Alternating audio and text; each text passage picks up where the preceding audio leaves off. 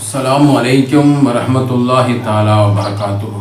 அன்பார்ந்த சகோதரர்களே, பெரியோர்களே, தாய்மார்களே, அல்லாஹ் ஜல்லஷானஹு தஆலாவுடைய சாந்தி சமாதானம் நம்ம அனைவரும் மீதும் அல்லாஹ் ஜல்லஷானஹு தஆலாவுடைய ஷாபான் மாதத்துடைய 2வது ஜும்மாவுடைய நாளில் நம்முடைய எல்லா தேவைகளையும் இந்த ஜும்மாவுடைய போட்டு அல்லாஹ் கபூலாக்கி தருவானா. ஆமீன். ஏராளமான மக்கள் துவா செய்ய சொல்லியிருக்கிறார். ஏன்னா அந்த பணியின் காரணமாக இருக்கக்கூடிய பலவிதமான சளி, காய்ச்சல், இரும்பல் போன்ற நோயொடிகளிலிருந்து அல்லாஹ் நம்மளை பாதுகாப்பு செய்ய வேண்டும்.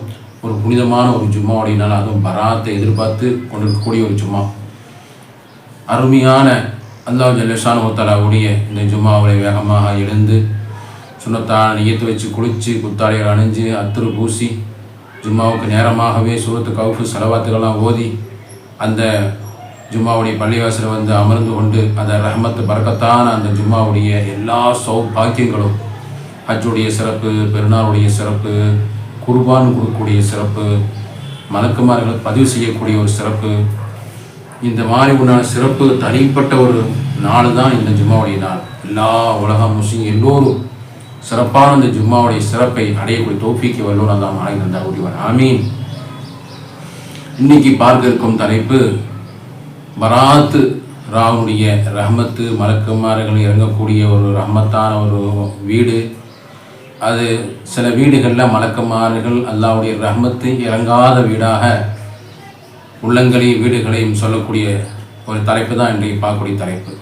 சில வீடுகளில் ரஹ்மத்து இறங்காது, மலக்குமார் வரமாட்டாங்க, பராத்து ராவு சிறப்பு கிடைக்காது, உள்ளங்களையும் சரி இல்லங்களையும் சரி. அப்படிப்பட்ட ஒரு தலைப்பு தான் இன்றைக்கு தலைப்பு பார்க்குறோம். வீடியோ கடைசி வரைக்கும் பாருங்கள், எல்லோரும் ஷேர் பண்ணுங்கள். அல்லாஹ் சுப்ஹானஹு வ தஆலா இந்த ஒரு வீடியோ ஒரு நபருக்கு பலனுள்ளதாக ஆயிடுச்சுன்னா அது நமக்கு ஜன்னத்துக்கு காரணமாக இருக்கும் இன்ஷா அல்லாஹ். அல்லாஹ் நம்ம அனைவருக்கும் நல்லதை பேசுவதற்கும் கேட்பதற்கும் தீன் கல்வி படிப்பதற்கும் அல்லாஹ் தௌஃபீக் செய்வானாக. ஆமீன். நஹ்மதுஹு வ நுஸல்லி அலா ரசூலில் கரீம். அம்மா பஅத். ஃபகத் கால அல்லாஹு தஆலா ஃபில் குர்ஆனில் மஜீத் வல் ஃபுர்கானில் அஸீம். أعوذ بالله من الشيطان الرجيم. بفضل بسم الله الرحمن الرحيم. حاميم والكتاب المبين. إنا أنزلناه في ليلة مباركة إنا كنا منذرين فيها يفرق كل أمر حكيم أمرا من عندنا إنا كنا مرسلين ورحمة من ربك إنه هو السميع العليم. صدق الله العليم. وقال نبينا صلى الله عليه وسلم من قرأ حاميم والدخان ليلة الجمعة غفر له ويستغفرون 70 ملكا بين الله بيتا في الجنة بنى الله بيتا في الجنة وكما قال رسول الله صلى الله عليه وسلم. வல்லவனை போற்றியுள்ள கோமனா நபி ஸல்லல்லாஹு அலைஹி வஸல்லம் அவர்களை வாழ்த்தி அல்லாஹ் ஜல்லஷானஹு தஆலாவுடைய மாபெரும் கிருபை, அல்ஹம்துலில்லாஹ் அல்ஹம்துலில்லாஹ் அல்ஃபமர்ரா அல்ஹம்துலில்லாஹ், ஆயிரம் சுக்ரியாக்களை செய்யும் ரஹ்மானே. எங்களுக்கு ஷாபான் மாதத்துல 2வது ஜும்மா கிடைக்கக்கூடிய ஒரு சிறப்பை நீ வழங்குற. அது மாதிரி வர இருக்கக்கூடிய அழகான ஒரு பராத் ஒரு இரவு, நம்முடைய வரக்கூடிய ஆண்டினுடைய எல்லா நம்முடைய தேவைகளை கபூலாக்கக்கூடிய, நம்முடைய தேவைகளை, நம்முடைய வாழ்வாதாரத்தை பங்கிட்டு தரக்கூடிய ஒரு அற்புதமான ஒரு ரஹ்மத்தை பங்கிட்டு தரக்கூடிய ஒரு பராத் ராவு. வரக்கூடிய ஆண்டிலே நம்முடைய பரக்கத்துகளை எல்லாம் அபிவிருத்தியாக்குவான். நம்முடைய வேலை வாய்ப்பு, நம்முடைய மரணங்கள், நம்முடைய இறப்புகள், நம்முடைய எல்லா விதமான வாழ்க்கைக்கு தேவையான அனைத்து செயல்களையும் பங்கிட்டு தரக்கூடிய ஒரு இரவை நம்ம எதிர்பார்த்து இருக்கக்கூடிய ஒரு ஜும்மா. சரியா? செவ்வாய்க்கிழமை இரவு பராத்து இரவாக இருக்கிறது, புதன்கிழமை பராத்து நோம்பாக இருக்கிறது. அப்படிப்பட்ட சிறப்பான அந்த நாளில் நம்ம எல்லாம் யாசீன் ஓதி நோன்புகளை வைத்து இரவெல்லாம் தொழு துவா செய்யக்கூடிய ஒரு ரஹ்மத்தான நாட்கள் நம்மளாம் அடைந்திருக்கிறோம். அல்ஹம்துலில்லாஹ் அல்ஹம்துலில்லாஹ். அது நம்ம நேற்று ஒரு வீடியோவில் போட்டிருந்தோம்.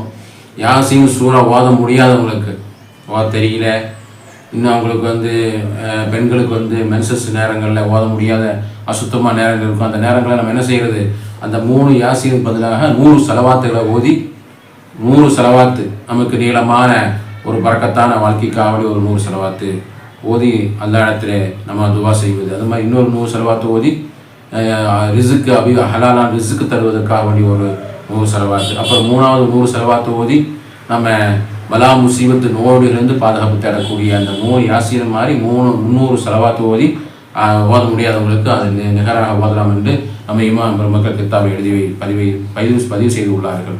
அது மாதிரி நோன்பு வைக்க முடியாதவங்க, நோன்பு வச்சவங்களுக்கு நோன்பு திறப்பதற்காக வேண்டி நம்ம அவங்களுக்கு நம்ம நோன்பு திறக்க வைப்பது. அப்போ நோன்பு திறக்க வைத்தா அவங்களுடைய எல்லா பாவங்களும் மன்னிக்கப்படுது, நரகப்படுது, பாதுகாப்படுது. நோன்பு வச்ச கூலி அவங்களுக்கு கிடைக்கும்.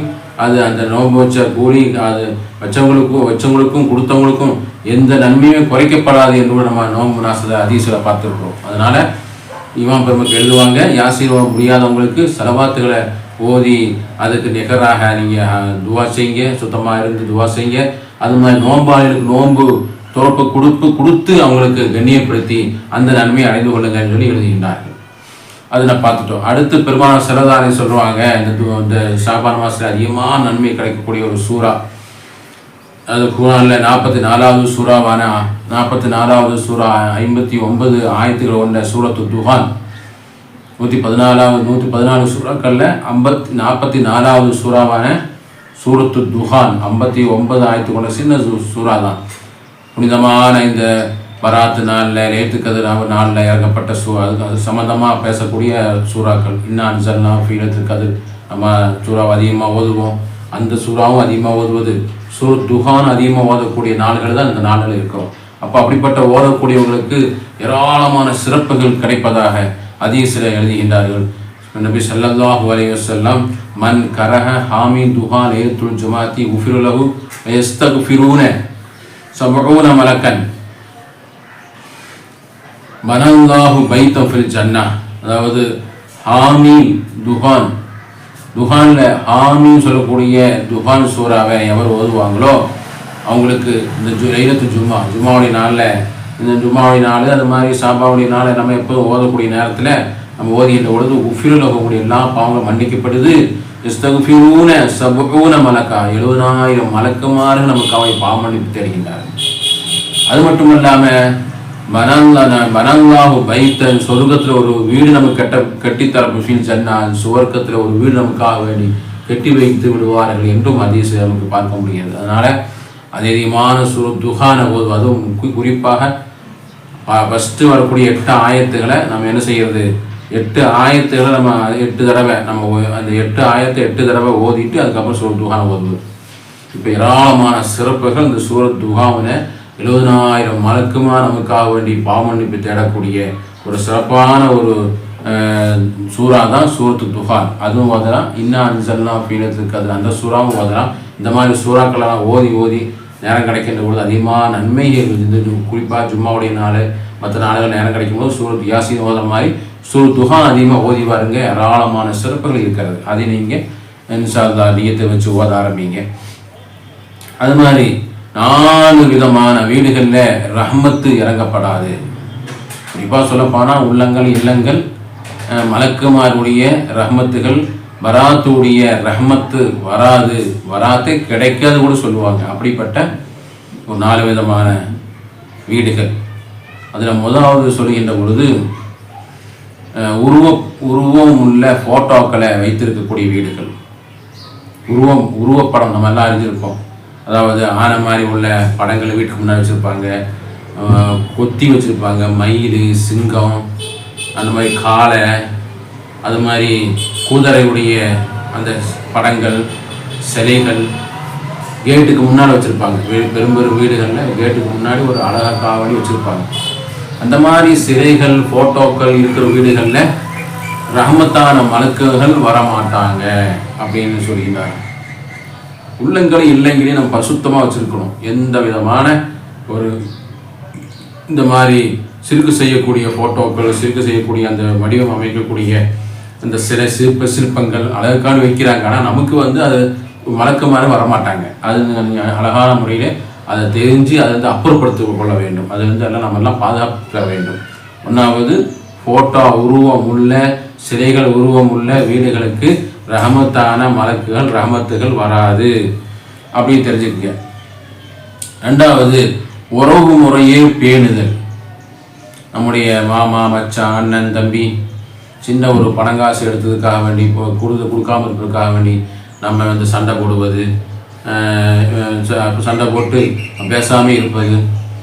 நம்ம வந்து வாழ்க்கையில் நமக்கு சண்டை வரத்தான் செய்யும். சண்டை வராத வீடே இல்லை. கணவன் மனைவிக்கு மத்தியிலே, மணவன் கணவனுக்கு மத்தியிலே, அத்தா அம்மாவுக்கு மத்தியிலே. அப்போ அந்த நேரத்தில் நம்ம அந்த சண்டையை உடனடியாக மறந்து நம்ம அதை சகித்து பொறுத்து கொடுக்கவும். நாமளும் அவங்க வந்து சகோதரர்கள், அவங்க ஏதோ செஞ்சுட்டாங்க, அவங்க நம்ம செஞ்சுட்டோம், அவங்க செஞ்சுட்டாங்க, இது சகஜம்தான், இது எல்லாம் நடக்கிறது தான். இப்போ எதனால் சண்டை போட்டோம்? அவங்களுக்கு உடைய கஷ்டத்தில் சொன்னாங்க, அந்த கோபத்தில் நம்ம செஞ்சுட்டோம், கோபத்தில் பேசிட்டாங்க, கோபத்தில் செஞ்சுட்டாங்க, சரி அல்லாவுக்காக நம்ம மன்னிச்சு கொடுத்துருவோம், விட்டு கொடுத்துருவோம் அப்படின்னு சொல்லி ஒருத்தருக்கு ஒருத்தர் புரிஞ்சு நம்ம வந்து வாழ்க்கை கட்டிக்கொள்ள வேண்டும். ஏன்னா நபி ஸல்லல்லாஹு அலைஹி வஸல்லம் அவங்களுக்கு கொடுக்கப்படாத கஷ்டமா? நபி ஸல்லல்லாஹு அலைஹி வஸல்லம் அவங்களுக்கு அல்லாஹ் அவங்களுக்கு மிகப்பெரிய சோதனைகளும் மிகப்பெரிய வேதனைகளும் கொடுக்கப்பட்டாங்களே. அந்த நேரங்கள்லாம் கல்லால் அடித்தாங்களே, கல்லால் அடித்து ரத்தங்கள் சொட்ட சொட்ட வழிகின்ற பொழுது தாயிஃப் நகரத்திலே வீதியிலே மலைகளுக்கு மத்தியிலே நான் அவங்களை எல்லாம் இறக்க வைக்கிட்டோமா என்று அல்லாஹ் கேட்டானே. எல்லாத்தையும் கொலை செய்து விடுவோம் என்று அனைத்து மலக்குமார்களும் இறங்கி அல்லாஹ் நபி அவங்கள்ட்ட கேட்டாங்களே. அப்போ நபி அவங்க சொன்னாங்க, என்ன சொன்னாங்க? இவங்க அறியாவிட்டால் இவங்களுடைய சந்ததிகள் அவங்க அறிந்து கொள்ளுவாங்க, ஈமான் கொள்ளுவாங்க, எனவே விட்டு விடுங்கன்னு சொன்னாங்க. அது மாதிரி அந்த நேரத்திலே நமக்கு தொந்தரவு செஞ்ச, கஷ்டம் கொடுத்த, கோபத்தில் பேசின, அடித்த துன்பங்களை நம்ம அப்படியே அல்லாஹ் ரசூலுக்காக வேண்டியே மன்னித்து விடுவது, இறக்கப்பட்டு விடுவது. இதுதான் நம்முடைய நபி அவங்களுடைய வாழ்க்கை. இதுதான் நம்ம தொழுகிறோம், நோன்பு வைக்கிறோம், ஜக்காத் செய்கிறோம், எல்லாமே செய்கிறோம். ஆனால் சண்டை சச்சரவு போட்டுக்கொண்டு மனதை நம்ம என்ன செய்கிறோம்? கல்லாக வச்சிருக்கிறோம். மன்னிப்பு கொடுக்க மாட்டேங்கிறோம். கல் மனசாக இருக்கிறோம். என்னதான் நான் போகவே மாட்டேன், பேசவே மாட்டேன், ஏதாவது ஒன்று சொல்லிட்டாங்க, ஒரு நண்பரே சொல்லிட்டாரு, ஒரு அத்தாவே அம்மாவே சொல்லிட்டாங்க, நிர்வாகத்தில் ஒருத்தர் பேசிட்டாங்கன்னு சொன்னால் அதை நம்ம மிகப்பெரிய ஒரு மலையாக கஷ்டமாக பார்க்குறோம். அதை மன்னிச்சே விட மாட்டேங்கிறோம். ஆனால் நபி ஸல்லல்லாஹு அலைஹி வஸல்லம் அவங்க தான் முன்மாதிரியாக இருக்காங்க. அவங்க எவ்வளோ சிரமப்பட்டாங்க, எவ்வளோ துன்பம், அதெல்லாம் நம்ம மிகப்பெரிய பாடம். அண்ணன் தம்பிக்குள்ள குடும்பத்தில் உள்ளவங்க தான் நபி அவங்க மீது மிகப்பெரிய சிரமத்தை கொடுத்தாங்க. எல்லாத்தையும் மன்னிச்சிட்டாங்க. ஒருத்தரையும் மன்னிக்காமல் இல்லை, அனைத்து பேர்களையும் மன்னித்து அவங்க என்ன செஞ்சாங்க? ஹிதாயத்துக்கு காரணமாக ஆனாங்க, வர்க்கத்துக்கு வாழ்க்கைக்கு காரணமான ஆனாங்க. அதுதான் நம்முடைய வாழ்க்கை. எல்லா உறவும் பேணக்கூடிய விஷயத்தை சில சண்டைகள் வருகின்ற பொழுது அப்படியே மன்னித்து அவங்கள அப்படியே நம்ம என்ன செய்யணும்? சகிப்புத்தன்மையோடு பொறுத்து வாழ்வதை கற்றுக்கொள்ள வேண்டும். இதுதான் நம்முடைய இஸ்லாம் தரக்கூடிய மிகப்பெரிய பாடம். இந்த மாதிரி உறவு முறையை சண்டை போட்டு பேசாமல் இருந்தோம்னு சொன்னால் ரஹமத்து கிடைக்காது, மலக்கு மாதிரி வரமாட்டாங்க, பராத்து கிடைக்காம போய் உள்ளங்களையும் இல்லங்களையும் சுத்தமாக வச்சுருக்கணும். அல்லாஹ் அப்படிப்பட்ட உள்ளங்களையும் இல்லங்களையும் சுத்தமாக வச்சு பராத்ராவல் அடையக்கூடிய தௌஃபீக் அல்லாஹ் நமக்கு தருவானாக. மூணாவது, பெற்றோர்கள் உறவு முறையில் சொல்லும் போது குறிப்பாக பெற்றோருடைய மனதை கஷ்டப்படுத்தாமல் பார்த்துக்கணும். பெற்றோருடைய உள்ளங்களே மிகவும் நம்ம என்ன செய்யணும்? நல்ல விதமான முறையிலே கஷ்டப்படுத்தாமல், அவங்கள துன்புறுத்தாமல், அவங்கள ஏதாவது செஞ்சிருந்தாலும் அப்பப்போ மன்னிப்பு கேட்டு அவங்களிடத்துல மிகவும் அவங்களுக்கு தேவையான உதவிகளை செஞ்சு கொடுத்து, தினசரியாக அவங்களுக்கு செலவுக்கு பணம் கொடுத்து, அவங்களுக்கு அடிக்கடியாக பணிமுறை செய்யக்கூடியவங்களாக, அவங்களுக்கு துவா செய்யக்கூடியவங்களாக நம்ம எடுத்துக்கொள்ளணும். இல்லைன்னு சொன்னால் அவங்களுடைய உள்ளங்களை அவங்க பொருந்திக்கலன்னு சொன்னால், அவங்க வருத்தப்படுகின்றான்னு சொன்னால், உள்ளத்தில் நம்மளுக்காக வேண்டி கோபத்தில் இருப்பாங்கன்னு சொன்னால் மலக்குமாறு வரமாட்டார்கள். வராத்துராவுடைய சிறப்புகள் நம்ம கிடைக்காமல் போயிடும். அல்லாஹ் பாதுகாப்பு செய்வானாக. அது மாதிரி அந்த வீடுகள்லாம் சுத்தமாக வச்சுருக்கணும். ஸ்பேர்ஸ் ஸ்மெல் வர்றது, அந்த மாதிரி மெல் வராமல், ஒட்டை அடிக்காமல், ரூம் அலங்கோலமாக போட்டிருக்கக்கூடிய இடங்கள், சுத்தம் இல்லாத இடங்கள் எல்லாம் மலக்குமாக வரமாட்டாங்க. நறுமணமாக இருக்கணும். அதுதான் இந்த சாம்பிராணி போக, வத்தி போக, சுத்தம் பண்ணி வச்சு நல்ல ஒரு அத்திரைகளை பூசி வீடை கமகமமாக வச்சுருக்கணும். மனமுள்ள வீடாக, நறுமணமுள்ள வீடாக, மலக்கமாக வரக்கூடிய வீடாக அந்த வீடுகளை ஆக்கி வைத்திருக்க வேண்டும். இதுவும் மிக முக்கியமான அந்த நாளை பார்க்கப்படுகிறது. அடுத்து மது, போதை அருந்துவது, ஹராமாக்கப்பட்ட போதைகள், மதுகள், சரக்கடிக்கக்கூடிய விஷயங்கள்லாம் இருந்து நம்ம வந்து அந்த விஷயத்திலிருந்து ஹராமான போதைப் பொருட்கள், போதை தரக்கூடிய அனைத்து மது, கஞ்சா போன்ற அபீன் போன்ற எல்லா விதமான இப்போலாம் புதுசாக வந்துருக்கிற மாத்திரை வடிவத்தில் இந்த மாதிரி வரக்கூடிய அனைத்தும் இருந்து நம்ம தவிர்த்து கொள்ள வேண்டும். அதிலிருந்தெல்லாம் தவிர்த்து கொண்டு வாழ்ந்தால்தான் இந்த பராத்து ராவுடைய பரக்கத்திலும் ரஹமத்திலும் பெற முடியும். இப்படிப்பட்ட வீடுகள், உள்ளங்கள், வீடுகள் இருந்தால் நம்ம வரக்கூடிய பராத்து ராவுடைய சிறப்புகளும் வெகுமதியும் கிடைக்காமல் போய்விடும். அல்லாஹ் சுப்ஹானஹு வ தஆலா இதெல்லாம் அறிந்து இதெல்லாம் தவிர்த்திருந்து உலக முஸ்லிம் எல்லோரும் அந்த பராத்துடைய இரவை எதிர்பார்த்து கொண்டிருக்கக்கூடிய ரஹ்மானை எல்லோருக்கும் சிறப்பான முறையில் இந்த ஆண்டினுடைய பராத்து ராவை அடையக்கூடிய சிறப்பை நம்ம எல்லோருக்கும் தந்து ரமலானையும் பரிபூர்ணமான முறையில் அடையக்கூடிய தௌஃபீக்கும் அல்லாஹ் வழங்குவானாக. அல்லாஹும்ம பாரிக் லனா ஃபீ ரஜபி ஷஅபான் வபல்லிக்னா ரமலான். அல்லாஹ்வே ரஜபி ஷஅபான் எங்களுக்கு பரக்கத் செய்து இந்த பராத்து ரமலானுடைய எல்லா ரஹமத்துகளும் அடையக்கூடிய தௌஃபீக்கை வெல்லோன் அல்லாஹ் நம் அனைவருக்கும் வழங்கி அருள்புரிவானாக.